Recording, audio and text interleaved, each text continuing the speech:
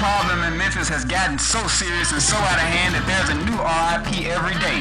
We don't even have enough time to grieve for one. By the time we bury one, here comes another a few days later.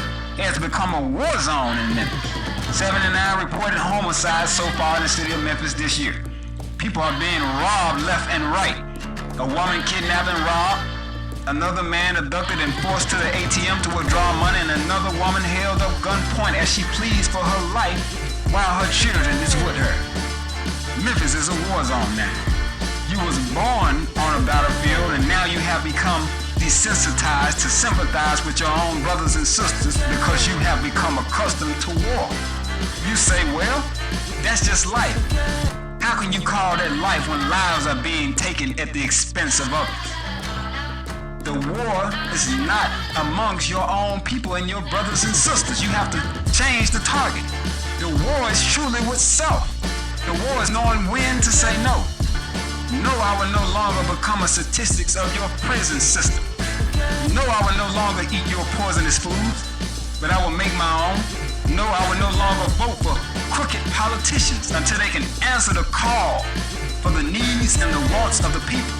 No, I will no longer rob and murder my own brothers and sisters for money and food, but I'm coming to you, the one who has deprived the black family of the things that are necessary for survival.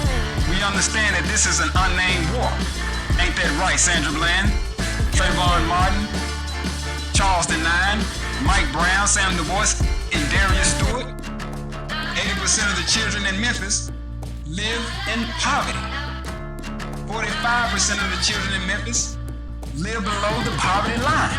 In 2015, Memphis is listed as the 4th poorest and 3rd most dangerous city in the nation.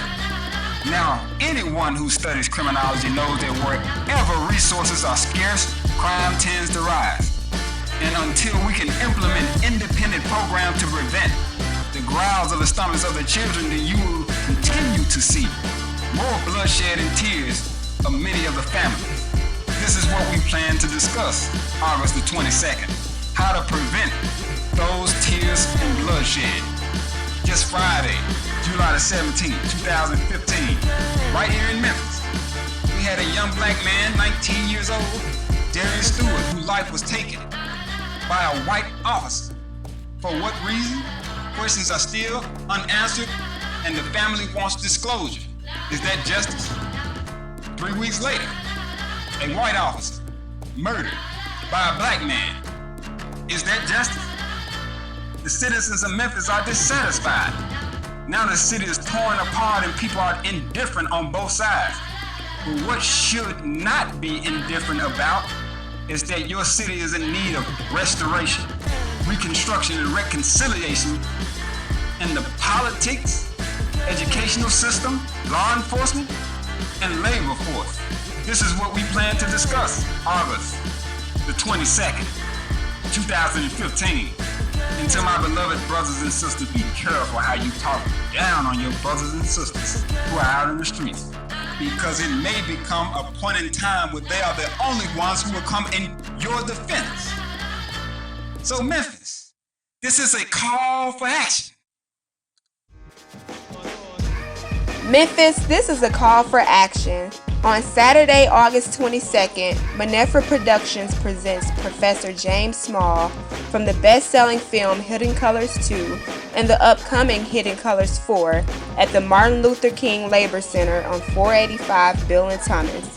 Doors open at 4 p.m. For more info, contact 901-864-5008.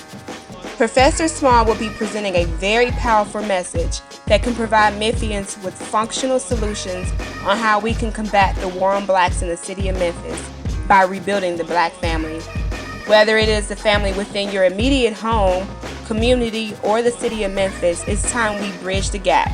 Youth, adult, or elder, let's unite.